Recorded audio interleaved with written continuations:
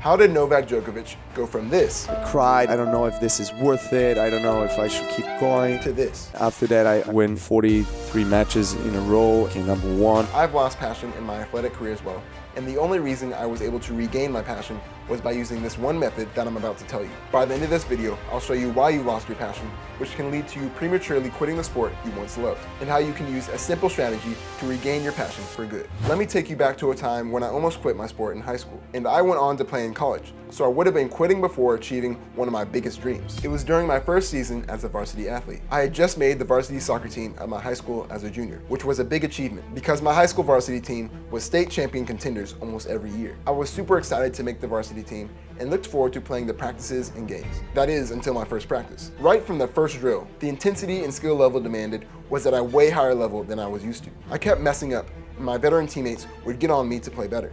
Then we'd scrimmage, which I used to love, but I was so scared to mess up that my fear of making a mistake would cause me to play worse than usual, and I couldn't seem to perform even basic skills that used to be second nature.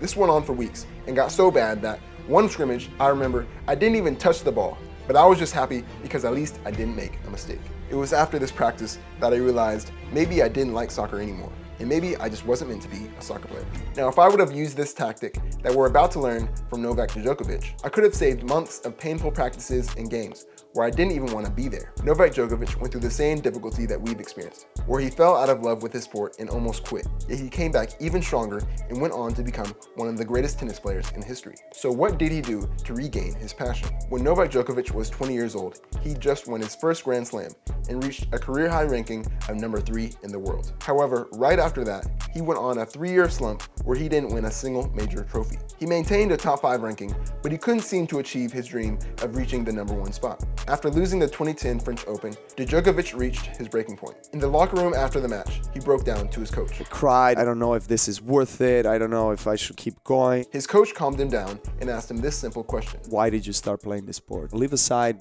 what you want to achieve. Do you love it? That's when Djokovic realized, I do. I love holding a racket in my hand, whether it's a Grand Slam or it's just a normal public court. I still like playing for the sake of playing. so his coach told him. That's what you need to tap into. The next day, the day after almost quitting the sport he loved, They thought it's going to take a few weeks. Next day, I'm like, okay, I'm back on track. Let's go. And I never looked back ever since that moment. after that, he went on to break record after record and is now arguably the greatest tennis player of all time. The source that Djokovic tapped into was his childlike love for the sport that had previously pulled him back to the courts every day. I all of a sudden became the kid that I was when I started. I felt so much power and energy. In my story, I realized that I didn't even like soccer anymore because I was so focused on performance and outcome, not on having fun and enjoying myself. I was playing for the wrong reasons. I was playing because I wanted to achieve, to lift trophies, and that's okay, but that's secondary. Ironically, what you'll find is when you're having fun, not when you're serious and stressed out, that's when you perform your best. The primary motivation needs to be what inspired you to start playing, what made you fall in love with the sport. Recently, I did an interview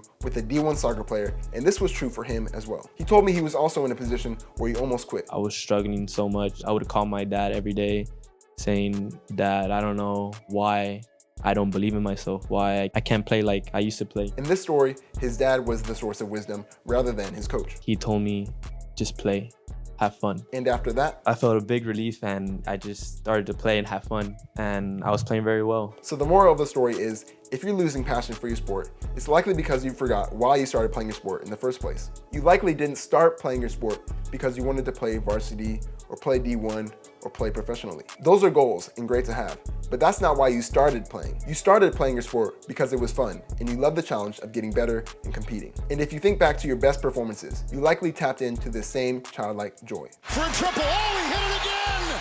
Okay, play with childlike joy, but how do you actually put that into practice? Because take it from me, it's easy to forget and at times hard to apply. A great method to continually revive your passion is nostalgia. Look back at old pictures and videos, or simply reflect on your memories. Recall the feeling of falling in love with your passion for the first time. If you don't remember your first moments falling in love with your sport, think back to a memory of when you were at your happiest playing your sport. For me, it was when I was in elementary school playing soccer at recess with like 20 people on each team. And we weren't even really keeping score.